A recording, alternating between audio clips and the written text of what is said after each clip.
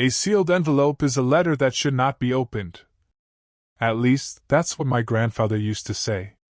I never understood why he repeated it so often. Every birthday, every holiday, every family gathering, he would tap a finger against whatever stack of mail happened to be nearby and say those exact words. Everyone would laugh, roll their eyes, and move on. Years later, I learned that some envelopes stay sealed for a reason. And I learned it because I committed a crime over one. For context, my name is William, and this happened when I was 32. At the time, I was broke, drowning in debt, and barely holding my life together. My small contracting business had failed. Creditors called daily. I spent nights staring at my apartment ceiling wondering how everything had fallen apart so quickly. Then my grandfather died. The funeral was small. He'd outlived most of his friends and rarely spoke to the family during his final years. Still, everyone showed up because there was one persistent rumor hanging over his head, that he had hidden a considerable amount of money somewhere before he died. Nobody knew whether it was true. Most of us assumed it wasn't. A week after the funeral, my grandmother asked me to help clear out his study. The room looked exactly as it had for decades: dusty books, yellowed papers, filing cabinets filled with documents nobody had touched in years. That's where I found the envelope. It sat alone inside the bottom drawer of an old oak desk. No stamp. No address. No indication of who it was for. Only 3 words written across the front in my grandfather's careful handwriting. Do not open. I wish I could say I respected those instructions. I wish I could say I put it back and walked away. Instead, I slipped it into my jacket pocket. And that single decision became the beginning of the worst crime I ever committed. I didn't open the envelope right away. That's the part that still surprises me when I look back on it. The moment I slipped it into my jacket pocket, curiosity practically burned a hole through the fabric. But I forced myself to wait. I told myself I was being rational, that I needed time to think. The truth was simpler: I was scared. For 3 days the envelope sat in a kitchen drawer in my apartment. Every morning I looked at it. Every night I told myself I'd leave it alone. Yet the words on the front, "Do not open," only made me more obsessed. If my grandfather had wanted to hide something, why leave it where someone could find it? Eventually, curiosity turned into a plan. I started researching my grandfather's finances. I called relatives under the excuse of helping organize his estate. I searched public records, old business registrations, and property documents. The more I looked, the more convinced I became that the family rumor about hidden money wasn't a rumor at all. By the end of that week, I had made a decision. I was going to open the envelope. And whatever I found inside, I intended to keep to myself. On the 7th night, I finally gave in. I locked my apartment door, turned off my phone, and sat alone at the kitchen table with the envelope in front of me. My hands were sweating so much that I had to wipe them on my jeans before touching it. Looking back, it's ridiculous. It was just paper. But it felt like I was crossing a line I couldn't uncross. I carefully slid a knife under the flap and opened it without tearing the seal. Inside was a handwritten letter. At first, it looked disappointingly ordinary. My grandfather had written about family matters, old arguments, and things he regretted. Then I reached the final page. There, hidden among several paragraphs, were directions. Not a map exactly, but detailed instructions leading to a storage unit in a neighboring town. The unit number, access information, and rental details were all included. My heart started pounding. I immediately understood why he had wanted the envelope left alone. The letter also mentioned several locked metal boxes stored inside. What it didn't say was what those boxes contained. That uncertainty became an obsession. And within hours, I was already planning my next move. Most people imagine crimes as impulsive decisions made in moments of desperation. Mine wasn't like that. The morning after reading the letter, I drove to the neighboring town and found the storage facility from my grandfather's instructions. I didn't go inside. I simply parked across the street and watched. I wanted to know how the place operated, who worked there, and whether anyone regularly checked the units. For nearly a week, I visited at different hours. I noted when employees arrived, when they left, and how often customers came through the gates. I even timed how long the office remained unattended during lunch breaks. At first, I justified everything to myself. I told myself I was investigating family property. I convinced myself that anything inside those boxes should belong to me as much as anyone else. Deep down, though, I knew that wasn't true. The envelope hadn't been addressed to me. The instructions hadn't been intended for me. Every step I took was built on a decision I had no right to make. Yet instead of stopping, I became more determined. I needed to know what was hidden inside those boxes. The opportunity came sooner than I expected. According to the letter, my grandfather had continued paying for the storage unit through an automatic account for years. After his death, nobody had notified the facility. As far as they knew, the renter was still alive. That realization gave me an idea that should have alarmed me more than it did. I gathered old documents from his study and practiced copying his signature. I wasn't trying to become him, at least that's what I told myself. I only wanted enough information to convince the staff that I had authority to access the unit. The day I finally went to the office, my stomach was in knots. Every employee seemed suspicious, even though none of them paid much attention to me. I presented the paperwork, answered a few questions, and waited for someone to notice a mistake. Nobody did. A few minutes later, the gate opened. I remember standing there, holding the access code they had given me, feeling a rush of excitement and dread at the same time. Until then, I had only opened a letter. Now I had crossed into something much more serious. The unit was smaller than I had imagined. After all the secrecy, all the warnings, and all the stories about hidden wealth, I expected something dramatic. Instead, I found a dusty metal door, a concrete floor, and rows of old furniture covered with sheets. For a moment, I thought I had made a terrible mistake. Then I noticed the boxes. 3 heavy steel lockboxes sat against the back wall beneath a faded workbench. They matched the description in the letter exactly. Dust covered everything around them, suggesting nobody had touched them in years. I approached slowly, half expecting some explanation to appear and prove I was chasing a fantasy. None came. The boxes were real. Unfortunately, they were also locked. I spent nearly an hour searching through the unit. Old books, family photographs, tax records, and tools were scattered everywhere, but there were no keys. My excitement gradually turned into frustration. Then, tucked inside a rusted toolbox, I found a folded note written in my grandfather's handwriting. It contained 3 numbers. Not keys. Combinations. And suddenly, what had seemed impossible felt frighteningly close. I started with the smallest lockbox. My hands were shaking as I turned the dial to match the numbers from the note. The mechanism clicked open on the second attempt. For a second, I just stared at it, almost afraid to look inside after everything I had done to reach that moment. The box was filled with documents. Not cash. Not gold. Just papers. I nearly laughed from disappointment. Then I began reading. Property deeds. Investment records. Bank statements dating back decades. Most of them appeared legitimate, but some didn't. Several accounts were listed under names I didn't recognize. There were references to assets that had never appeared in my grandfather's official estate records. The second box contained more of the same. By the time I opened the third, my pulse was racing. Inside were bundles of cash, neatly wrapped and organized. More money than I had ever seen in one place.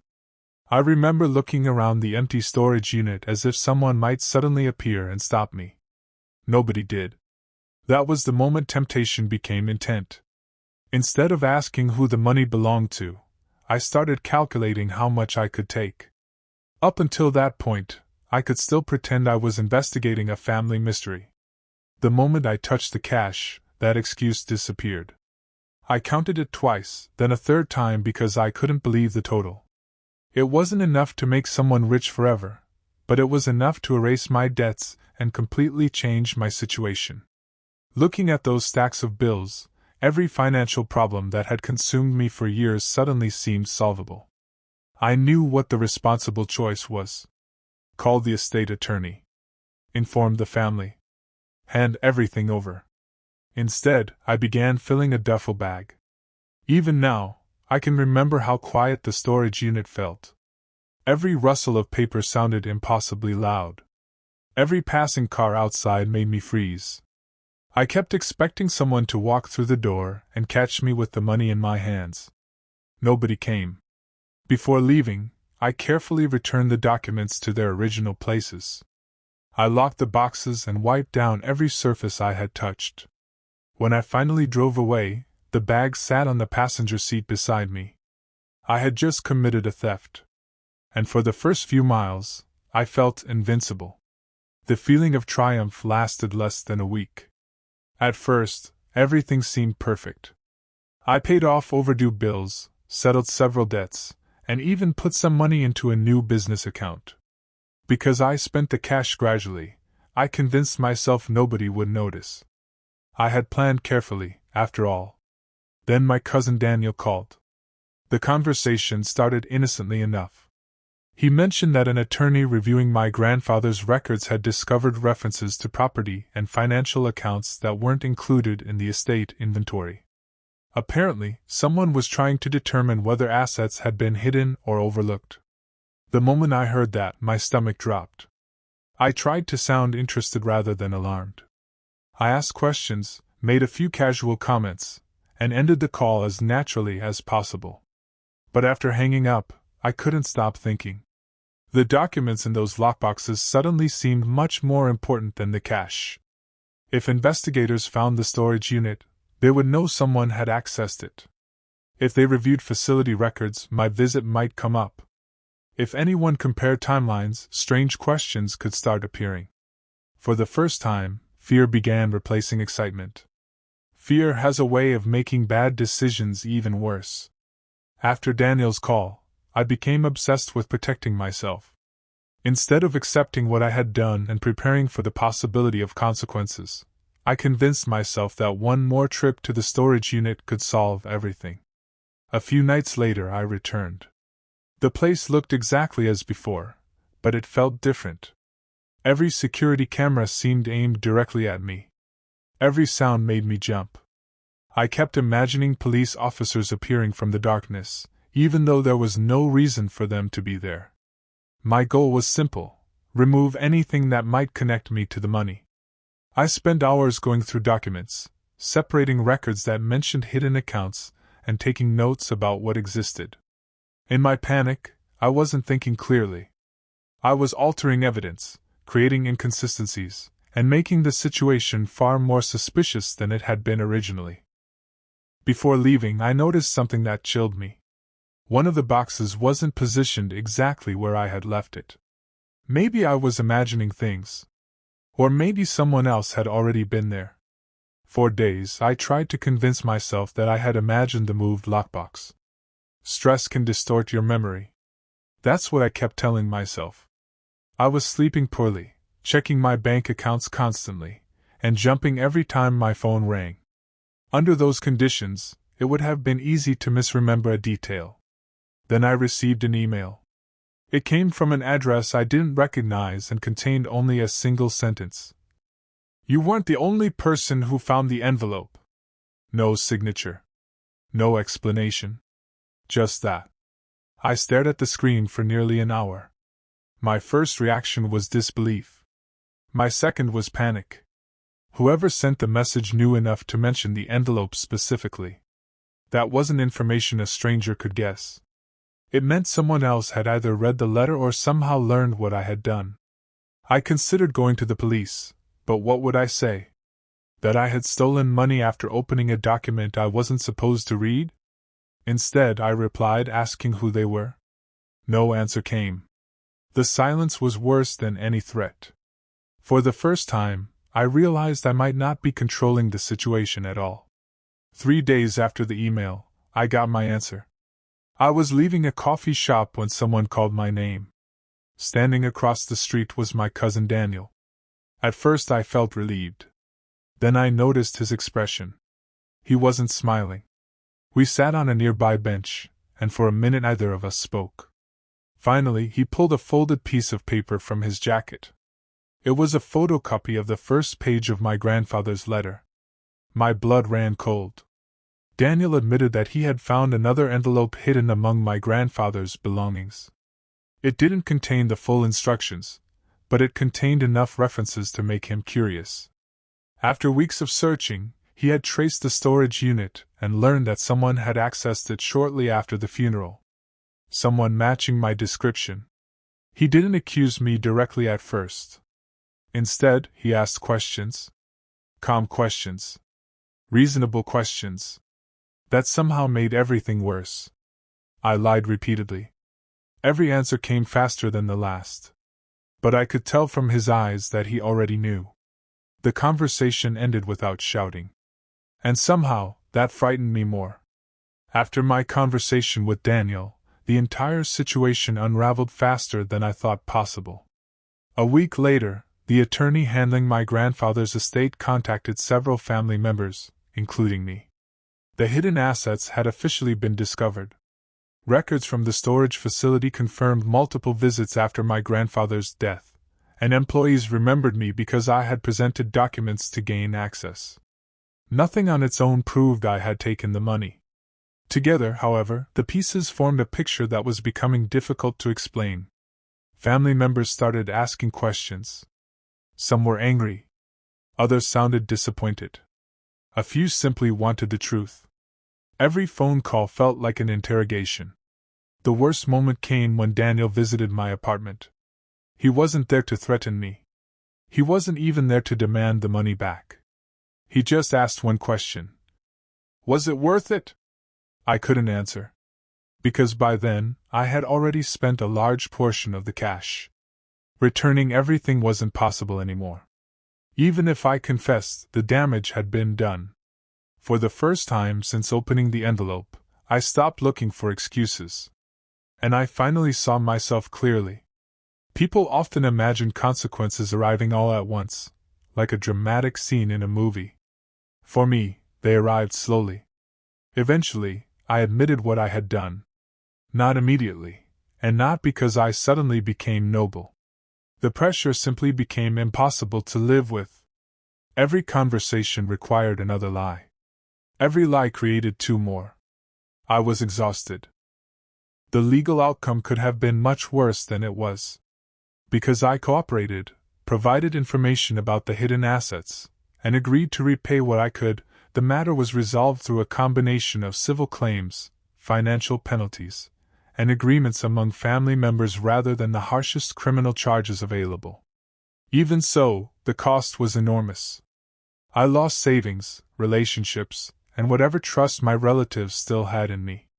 Some family members never spoke to me again.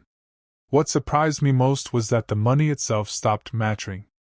The debts I had been so desperate to erase seemed insignificant compared to the damage I had caused. The envelope had promised answers.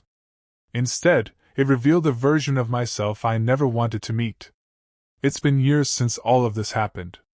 The debts that once felt overwhelming are long gone. My life is stable again. I rebuilt my business, found healthier ways to deal with failure, and learned how to ask for help instead of hiding my problems behind pride. From the outside, things probably look normal. But I still think about that envelope. Not because of the money. Because of the choice. People like to believe they would never commit a crime, never betray a family's trust, never justify something they know is wrong. I used to believe that about myself too.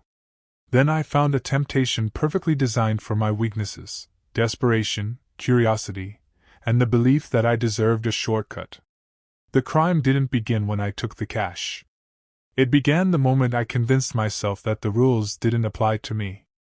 If anyone reading this finds themselves standing at a similar crossroads, pay attention to the excuses you're making. Those excuses are often the first warning sign. And if you ever find a sealed envelope marked "Do Not Open," Sometimes the smartest decision is to leave it exactly where it is. William.